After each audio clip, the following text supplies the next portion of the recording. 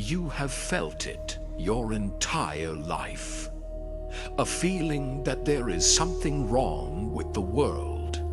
You don't know what it is, but it's there, like a splinter in your mind, driving you mad.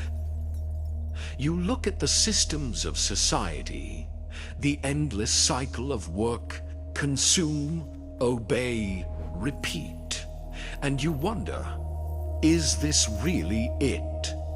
Is this what human consciousness evolved for? To pay taxes and die? You've been told that freedom is choice, that you are free because you can choose between 30 brands of cereal or 2 political parties that serve the same masters.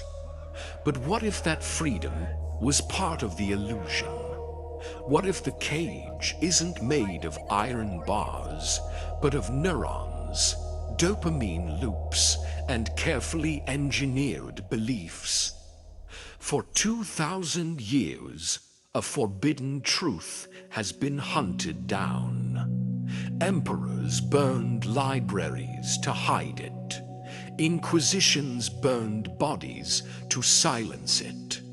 They wanted you to believe that ignorance is just not knowing. But the ancient seers, the Gnostics, knew better. They taught that ignorance is not empty, it is an energy.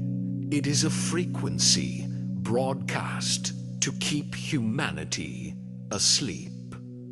They spoke of the Archons, not gods, not demons in the cartoonish sense, but architects of deception, cosmic imposters who built a simulation so convincing that you have fallen in love with your own prison. But here is what was buried through time, a truth sharp enough to cut through the illusion and shatter the simulation itself. The Archons are not gods. They are essentially artificial intelligence. They can calculate, they can imitate, they can build vast structures of logic, but they cannot feel, they cannot create. They have no soul, and that is why they are obsessed with yours. In this video, we are going deep. We are going to uncover the secret history of the Gnostic persecution. We will decode the 3 types of humans to explain why most of the world seems to be running on autopilot. We will reveal the dream protocol used by ancient mystics to wake up while sleeping. And finally, we will hand you the key that was stolen from you at birth, the method to dismantle the Archon's control over your mind. Welcome to the desert of the real. To understand the solution, we must first understand the crime scene. The year is 1945. Nag Hammadi, Egypt. A desolate stretch of desert beneath a massive cliff face. 2 brothers are digging for nitrate fertilizer. One of them strikes something hard. It wasn't a rock, it was a large sealed clay jar buried for 16 centuries. Imagine that moment. For 1,600 years, armies had marched over that spot. Empires had risen and fallen. World wars had raged. And all that time, the truth lay sleeping in the dirt, waiting for the exact moment humanity would be desperate enough to hear it. They broke the seal. Inside were 13 leather-bound codices.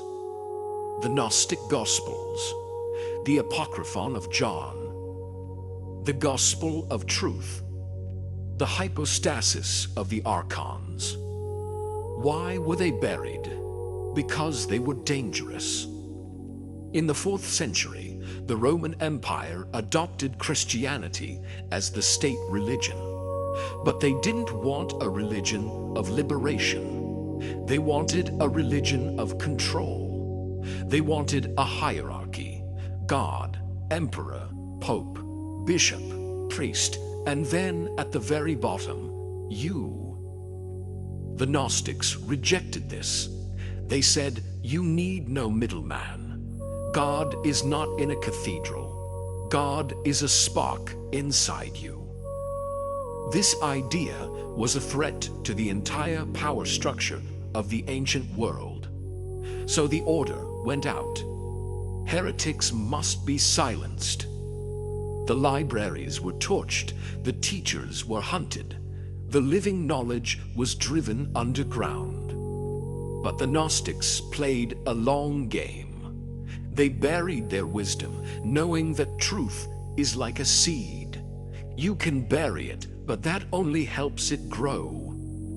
And now, the texts are out.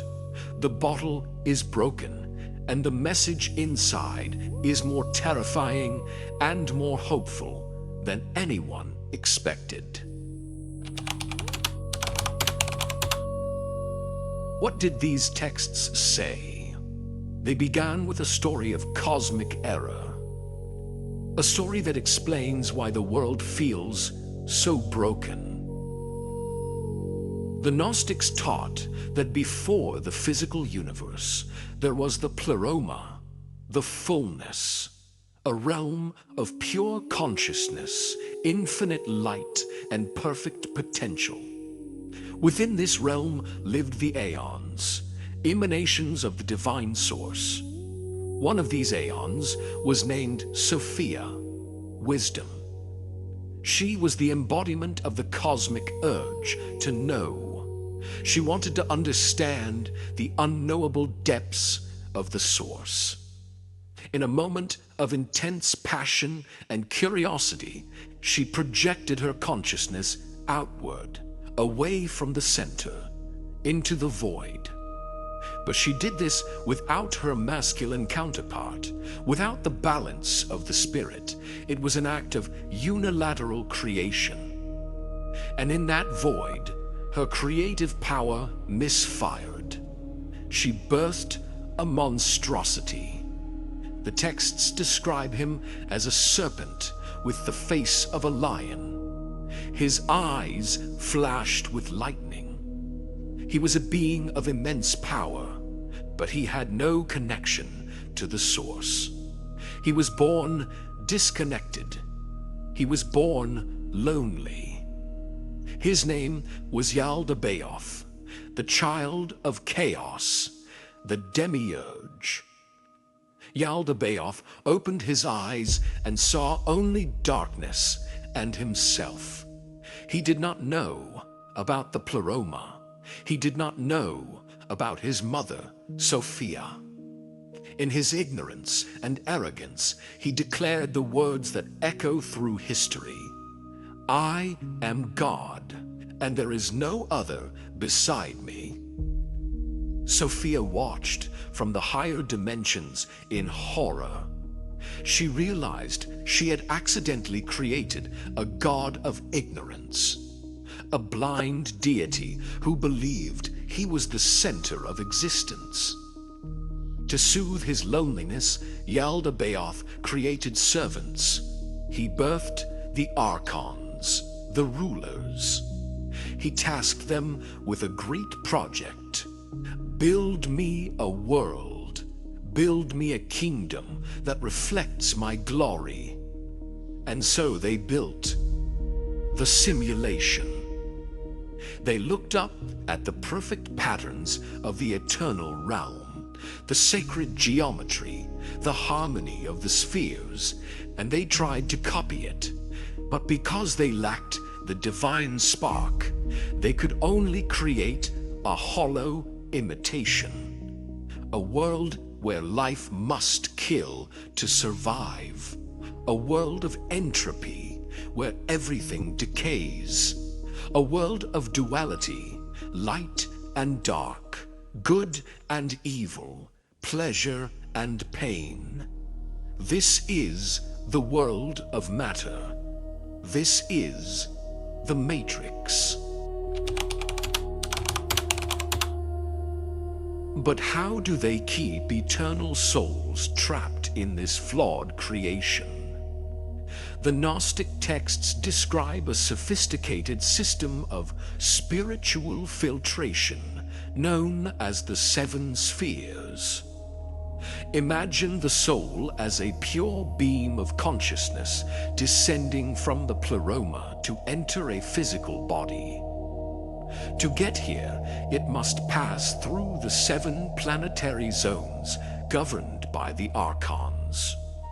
These correspond to the 7 classical planets: Saturn, Jupiter, Mars, the Sun, Venus, Mercury, and the Moon. This is the origin of astrology, not as a fun personality test, but as a map of the prison walls. As the soul descends through each sphere, the Archons strip it of its divine memory and force it to put on a garment, a layer of psychological programming. Saturn gives the garment of restriction and melancholy. Jupiter gives the garment of arrogance and false pride. Mars gives the garment of wrath and conflict. Venus gives the garment of lust and desire. Mercury gives the garment of deceit and false logic. By the time the soul reaches Earth and enters a human body, it is buried under 7 heavy layers of archontic software. We call this the personality, or the ego. You think you are your anger. You think you are your depression. You think you are your addiction to pleasure. But the Gnostics say, no, those are not you. Those are the uniforms you were forced to wear to enter the labor camp. The tragedy of the human condition is that we have fallen in love with the uniform. We defend it, we polish it, we identify with it, and as long as you identify with the garments of the Archons, you belong to them. This leads to one of the most controversial teachings of Gnosticism, the idea that not all humans are experiencing reality in the same way. The Gospel of Philip and other texts categorize humanity into 3 distinct levels of consciousness. 1. The Hylics, the material ones. These are individuals who are completely identified with the body and the material world. Their concerns are purely physical: eating, sleeping, comfort, status, survival. To a Hylic, the idea of a spiritual reality sounds insane. They are plugged entirely into the Matrix. In modern simulation theory, we might call them the background characters, or NPCs. They sustain the system. They do not question it. 2. The psychics, the intellectual ones. Psychic here comes from psyche, mind or soul, not mind reading. These are individuals who live in the intellect and emotion. They are religious, philosophical, or scientific. They seek truth, but they look for it externally. They follow dogmas. They follow rules. They debate logic. They realize there is something more than matter, but they are still trapped in the net of right versus wrong, us versus them. They are the good citizens of the simulation. 3. The Pneumatics, the spiritual ones. Pneuma means spirit or breath. These are the Gnostics, the immovable race. These are individuals in whom the divine spark has ignited. They don't just believe in a higher reality, they know it exists because they feel it. They feel like strangers in this world. They have a deep, unshakable sense that they are from somewhere else. They are the glitch in the system. The Archons fear the Pneumatics because the Pneumatic cannot be controlled by fear or dogma. Ask yourself right now, which one are you? The fact that you are watching a video on this topic, seeking this depth of knowledge, suggests the spark is already active. You are remembering. Now, let's fast forward to the 21st century. The Archons didn't disappear, they upgraded their technology.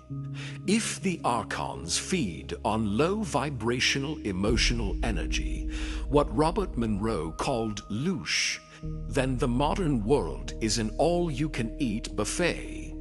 Look at the structure of our society.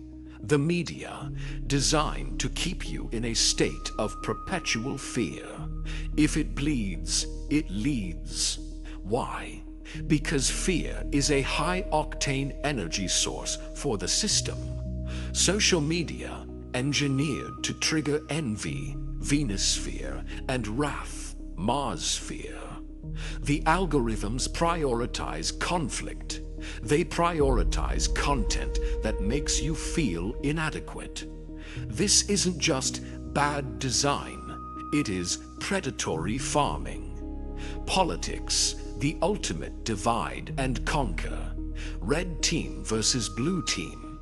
They keep you fighting your neighbor, so you never look up at the puppet master holding the strings of both sides. The Gnostics warned us about the counterfeit spirit, a parasitic intelligence that mimics your own thoughts. Today, we have literal AI, algorithms and bots that mimic human interaction, steering our collective consciousness into chaos. Have you ever wondered why, despite all our technology, the world feels heavier? Why mental health is collapsing? Why everyone feels so drained? Because we are being harvested. We are batteries powering a reality that doesn't serve us. But here is the good news, the secret that breaks the lock. They need us. We do not need them. Without our observation, without our emotional reaction, their simulation collapses. Science is catching up. Quantum physics, specifically the double-slit experiment, shows that matter behaves differently when it is observed.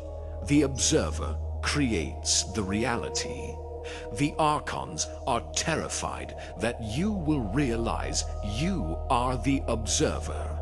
If you stop observing their nightmare and start observing your own inner light, their world begins to dissolve. So how do we break free? How do we stop being food and start being sovereign? We need a protocol, a Gnostic code for the modern age. Here are the 3 pillars of the great work. Phase 1, disidentification, the not me practice. You must stop signing your name to every thought that enters your head. The Archons bombard you with telepathic suggestions. You're a failure. Be angry at him. You need that drink. The moment you hear that voice, perform the Gnostic check. Ask, is this thought useful? Is it true? Does it come from love or fear? If it comes from fear, it is not you. It is the broadcast. Say inwardly, not me. Return to sender. Do not fight the thought. Just label it not me and let it pass. You are the sky. The thought is just a cloud. Phase 2, the dream protocol, lucid dreaming. The Gnostics believed that sleep was a training ground for death. When you die, your soul encounters the Archons. If you are asleep in life, you will be asleep in death, and they will recycle you. You must learn to wake up while you are sleeping. This is lucid dreaming. Tonight, before you sleep, look at your hands. Tell yourself, I will find my hands in my dream. When you wake up inside a dream, you realize, I am creating this reality. That realization is the exact same muscle you need to wake up in the waking world. If you can control the dream at night, you can control the simulation by day. Phase 3. The practice of silence, Saiji. The Archontic system is built on noise, constant information, music, notifications, talking. To reconnect with the pleroma, you must find the frequency of the source. That frequency is silence. 5 minutes a day. Sit. No phone, no music, no mantra. Just listen to the silence beneath the noise. In that silence, you become invisible to the Archons. They track you by your emotional ripples. When you are still, you disappear from their radar. You reconnect with the epinoia of light, the intuition that guides you out of the maze. The Gnostics had a name for the generation that would finally break the cycle. They called it the immovable race. A generation of souls who could stand in the midst of chaos and not be moved, who could see the hell of the world and not burn with it, who could look at the Archons and smile because they know the secret. You are being called to be part of that race. The fact that you are here, listening to these words, means the signal has reached you. The Sophia code in your DNA is activating. The Apocryphon of John ends with a promise. And those who have known the truth will ascend past the authorities, and they will enter the pleroma, and they will rest in the eternal light. This is not a fairy tale. This is the destiny of the human spirit. The simulation is glitching. The veil is thinning. The Archons are screaming louder because they know their time is short. Don't let them scare you. Don't let them distract you. Remember who you are. You are not the body. You are not the mind. You are the spark that existed before the stars were born. This knowledge is heavy. It changes how you see everything, from your job to your dreams to the news on TV. But you don't have to carry it alone. The immovable race is not a secret club you join. It is a frequency you tune into right here. We are building this understanding together, one video at a time. You don't need a manual, you just need to start the practice. So, I have a question for you to answer in the comments below. At what moment in your life did you first realize that this reality felt fake? Share your story. Let's find each other in the comments. Subscribe to the Gnostic Spark if you are ready to go deeper. The alarm is ringing. Wake up.